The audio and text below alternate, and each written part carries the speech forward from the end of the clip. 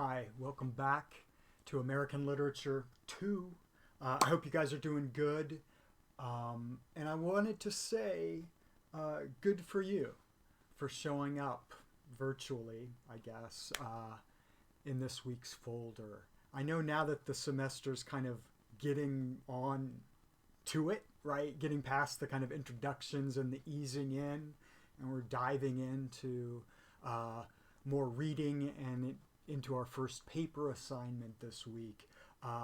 Good for you for showing up. I think that's the hardest part, right? Whether it's showing up actually in a classroom or showing up virtually on your couch, on your laptop, carving out time and kind of mental space, that can be tough. That's always tough, especially if you're not in kind of the traditional ritual of going to the campus and having your classes and having kind of a physical routine set up for you. The fact that you're having to do this on your own, that we're all having to kind of do this on our own, is an extra challenge to an already challenging thing, which is higher education and improving your mind and learning skills and all that good stuff, setting yourself up for success in the future. I guess that's what I'm thinking about this week is, at least in the smaller terms of our class, this is the week you're setting yourself up for success in the future, because there's a lot of stuff in this week's folder, so I'm going to try to keep this short because you got a lot of videos to watch and a couple interesting stories to read.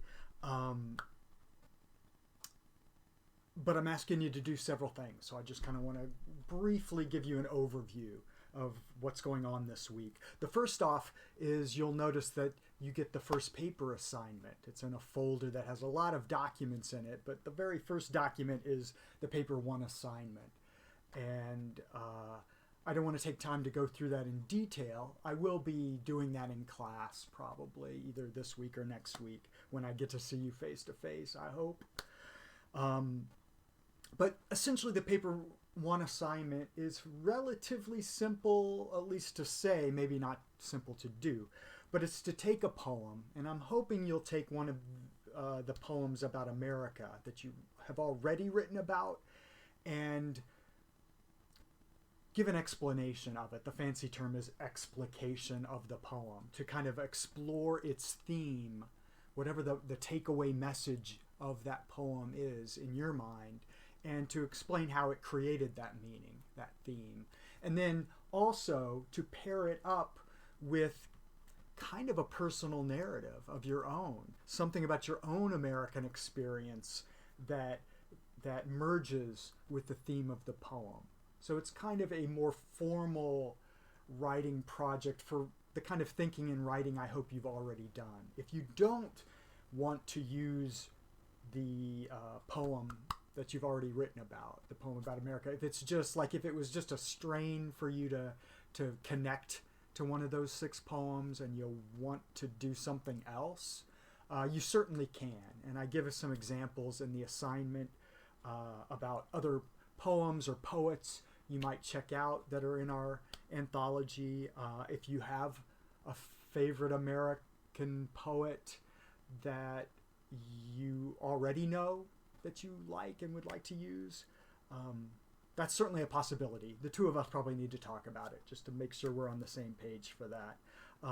But yes, it's essentially kind of a comparison contrast. You're comparing the experience that the poem reflects with your own experience and merging those two together. It sounds weird and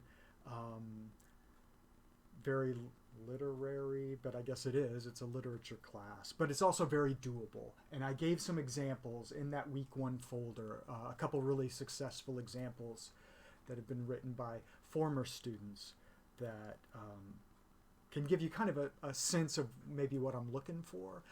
The first writing assignment for the week is to actually answer a set of questions, invention questions or pre-writing questions, which you might have done in one of your earlier English classes. That kind of like, let's get the wheels turning while focusing on this assignment. It's a way of kind of like nudging you towards making choices about what you're going to be writing about, and that's really all it is. It does. You don't have to go into great detail because you might not have great details yet. But I do want you to spend some time and effort answering those questions, and don't freak out about the very last question, which asks you to kind of write out a tentative thesis statement, because you probably don't have the point of your paper yet, right? You haven't written it. But you could just kind of take a guess at what you want the paper to be about, right? Like, for example, if you wrote about I2, Langston Hughes's great poem in response to Walt Whitman's earlier poem, the thesis could be simply, although it was written 100 years ago, that poem, which is a reminder to the reader that America's ideal and its reality are still really far apart, even though that poem was written 100 years ago, it still has relevance today because the real and the ideal are still really far apart. That could be your thesis statement.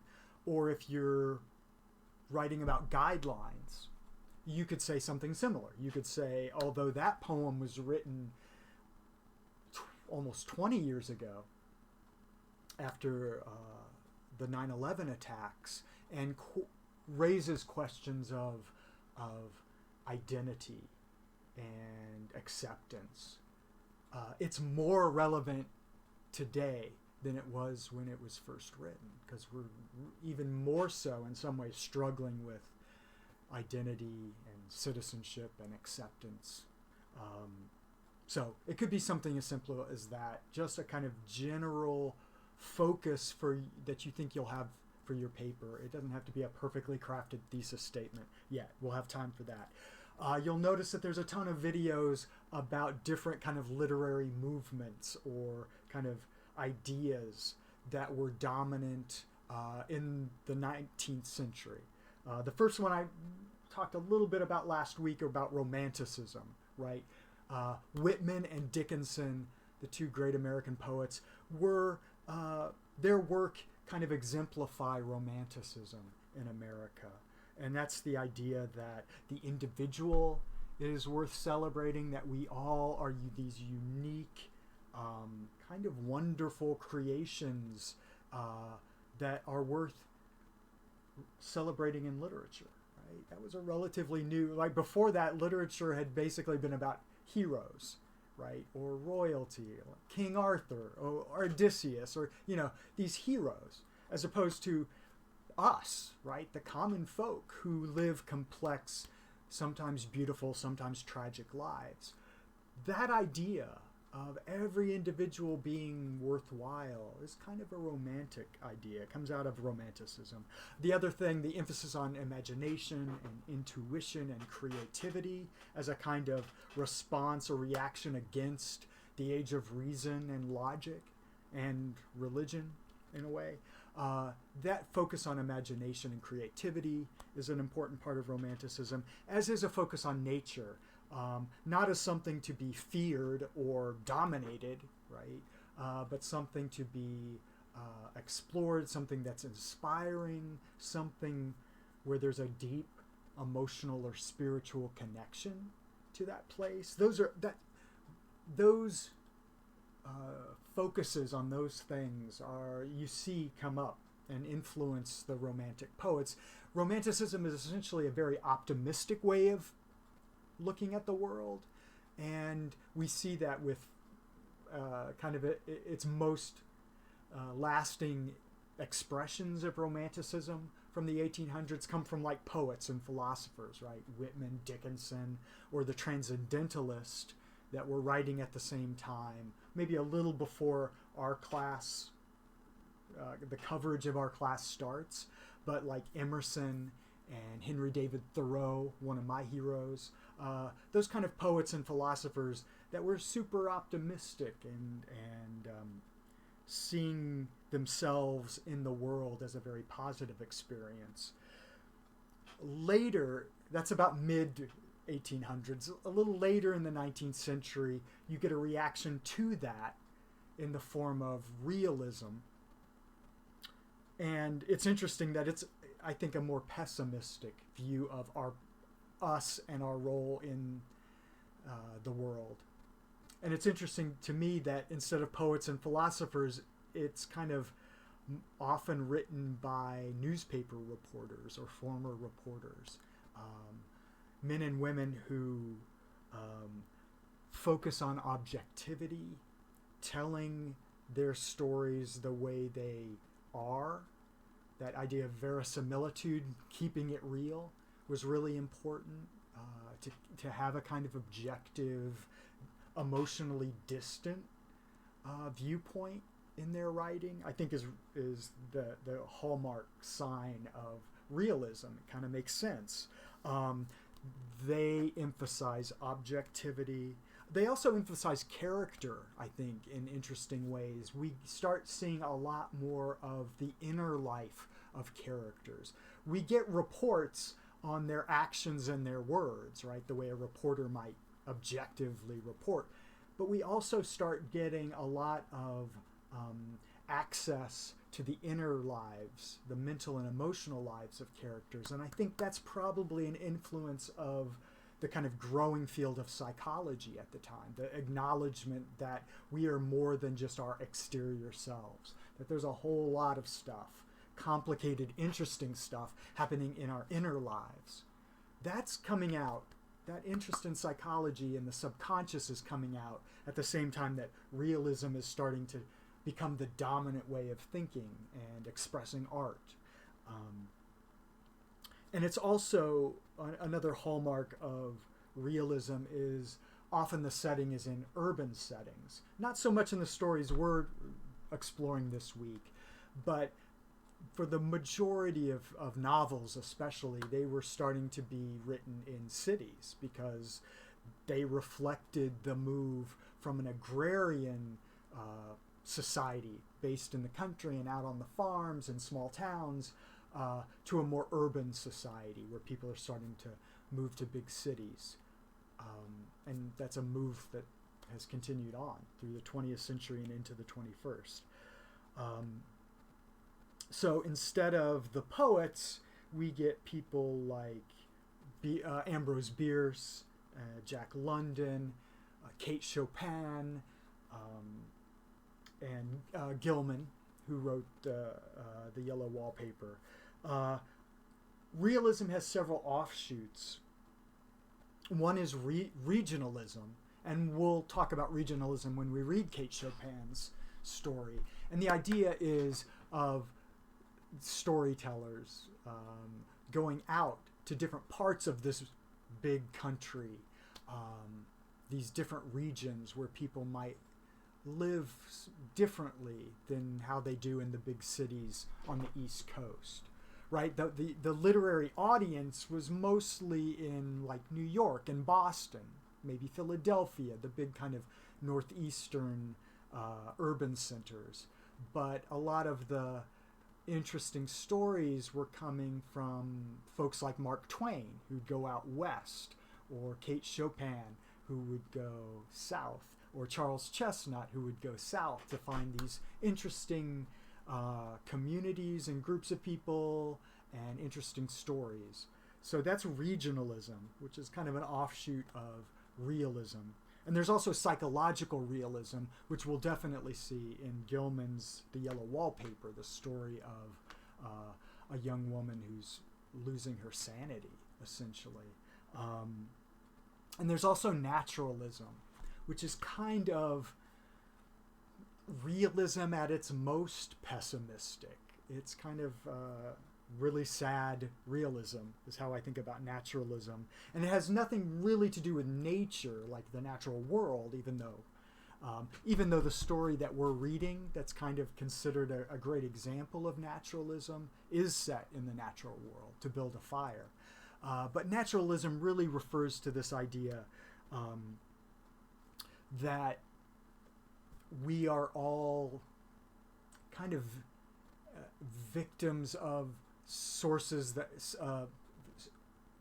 influences that we really don't have any control over, like what economic class we were born into, or the pressures that society puts on us as individuals, the idea of social Darwinism, right? That society is essentially a competition among individuals for limited resources and survival of the fittest. All of those ideas are really being taken seriously at the same time that naturalism is being taken seriously by literary artists. So we see that kind of the struggle being real, and the law of the jungle and the survival of the fittest, and all of those kind of questionable theories about natural history are now being applied to sociology and social influences.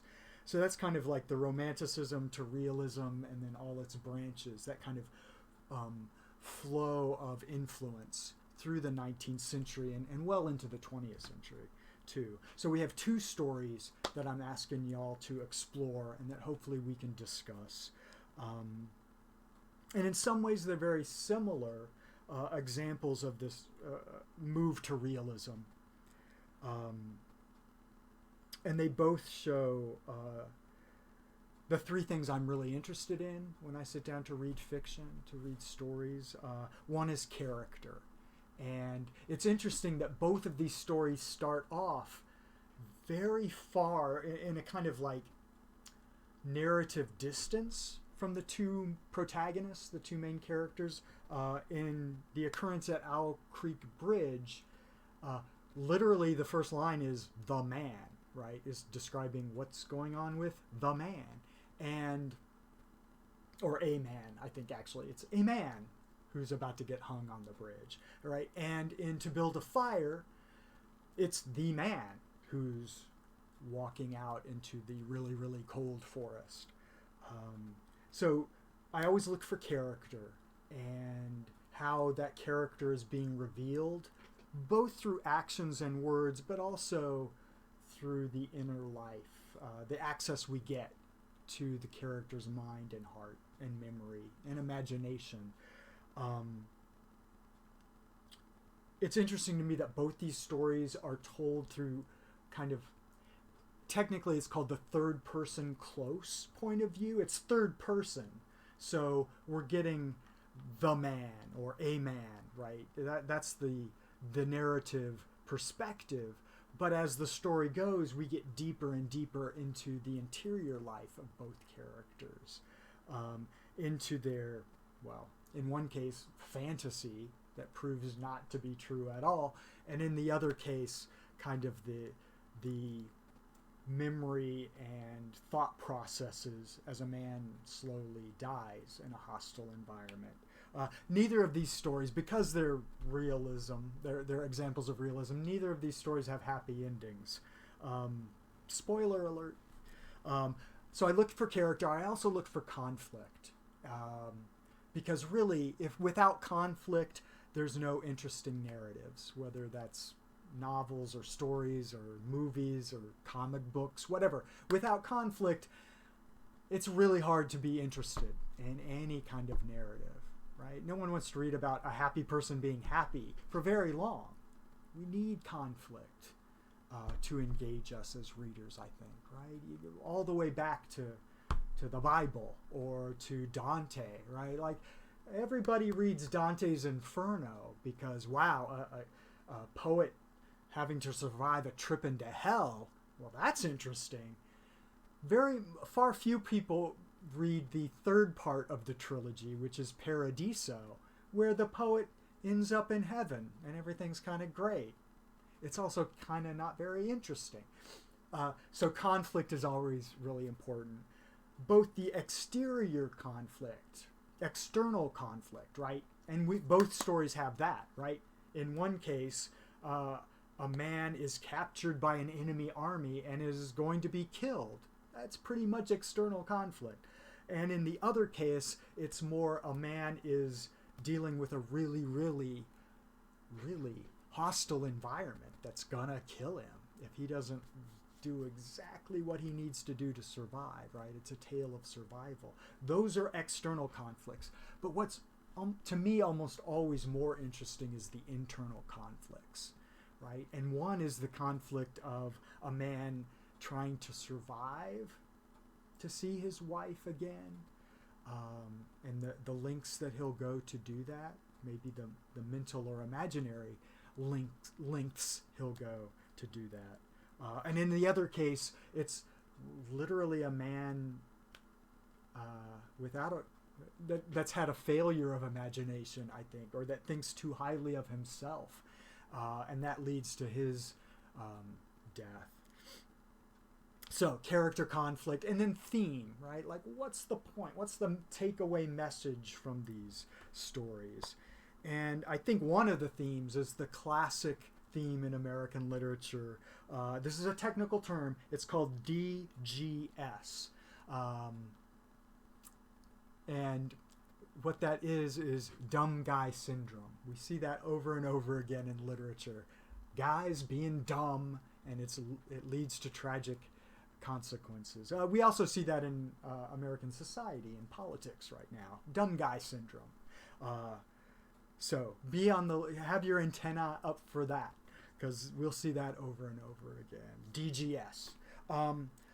Also the idea, I think in both of these, they're very different stories, but I think in both of these stories, they remind us that when the way we think of the world, the way we think about ourselves in the world, and the actual way the world is, when those things are in conflict, there can be real serious conflicts, right? Like in an occurrence at Owl Creek Bridge, which leads right on to Owl Street. I make that mistake all the time. In that story, the man, Peyton Farquhar, sees himself as the hero of his story, right? But the world, or at least the part of the world that's he encounters, sees him as a traitor, right? He's on the rebel side. He's on the opposing side and must be punished. Burning down a bridge, or attempting to burn down a bridge, is not an act of heroism. It's an act of sedition and betrayal. Kind of like, well, never mind. I'm going to save my political connections, the connections I want to make to today's politics. I'll leave that out for later, or never. And in To Build a Fire, we see the same thing. We see a man sees himself as rugged and tough and competent and able to survive in even the most hostile environment, and the hostile environment has something to say about that, and actually literally kind of has the last word of that. So those are the stories for this week. Hopefully we'll get a chance to talk about them. The final thing I'm asking you to do is to do an exercise that I call a free writing exercise. I call it that. A lot of other people do too. And it comes from this book. It comes from a time long ago when I was teaching creative writing classes. And it's from this book, Writing Down the Bones, by the writer and teacher Natalie Goldberg. And she bases all of her creative writing classes around this exercise, this practice of free writing. And I do this a lot with my freshman kind of composition classes, my writing classes. I try to make those classes kind of like writing workshops, not unlike the creative writing workshops. So often we'll start a writing project with this, and I want us to experiment with it too, to see if it works. And the basic premise for this is simple. It's the idea that when we struggle with writing, when we have writer's block, when someone like me asks someone like you to crank out words on the screen and shape it into a beautiful academic essay to turn in and be evaluated, right? That's fraught with pressure. There's a lot going on when we're put in that writing situation. And one of the things that many of us face is this kind of writer's block or freeze at the beginning of the writing process. And Natalie Goldberg simply says that that's because we all carry around inside our heads a creative mind and an editor mind. And the block comes when the editor mind jumps ahead of the process, right? The editor mind is going to be really important at the end of the writing process. But the problem happens when the editor mind wants to be first in line at the beginning of the writing process and not let the creative mind out, not to have energy and have voice. And so we have to come up with ways to shut the editor mind out and let the creative mind have free reign at the beginning when we need it. We just need our ideas to be explored. We just need words on the screen. That's all. And that's what this exercise is encouraging us to do. And it's kind of fully explained there. But it really comes down to tricking our minds into just letting our more artistic and free-spirited and creative minds, let it have the focus for a while. So just remember, for this journal, this last thing I ask you to do for the week, it's all about quantity, not quality. Literally, just if you set the timer for 20 minutes, just see how many words you can get on the screen in 20 minutes. Maybe half, maybe only a quarter of the words will ever end up actually being in the rough draft of your paper, and that's okay. It's just a way of working through the clutter to uncover the good stuff, right? So just think about that exercise as being cranking out words on the page, not worrying whether they're useful, good, college level, relevant, whatever adjectives you want to include. Just ignore that. Just no adjectives. This is an adjective-free zone in terms of the product that you want to have at the end of the week. It's just words on the screen, and that's literally what I'll be looking for. I won't be grading this writing project in the way I might grade other things, and the way I will certainly be evaluating the finished product that you'll be turning in 5 or 6 weeks from now, right? Different criteria, right? Different standards for different parts of the writing process. And right now it's just turning off the editor, giving free rein to the creator that I know is in your head, and letting it go from there, right? Don't doubt yourself. You shouldn't doubt yourself in any situation, but particularly not in a writing situation. You're right where you belong in this class, exploring kind of the deeper meaning, that the deeper ideas about yourself and about our country and about what literature can show us about ourselves. You're here. We hardly ever give ourselves permission to do those things, right? To think those hard, complex thoughts, because it is hard to do. And we got so much else going on. There's so much chatter, so much stuff online that needs our attention. This, if nothing else, if you get nothing else out of this class, the idea that you're giving yourself permission, right? The class legitimizes you putting the time in to those deeper thoughts because it's part of your education and it's for a grade and because my professor's asking me to, whatever it takes. It is legit now because you are doing it for a class. If this is only just giving yourself some permission and some mental and emotional space to do that kind of thinking, I'm good with that. And I hope you are too. All right. I've talked too long. You've got stuff to do. I got stuff to do. Work hard. Be kind. I'll see you back here soon. All right. Take care.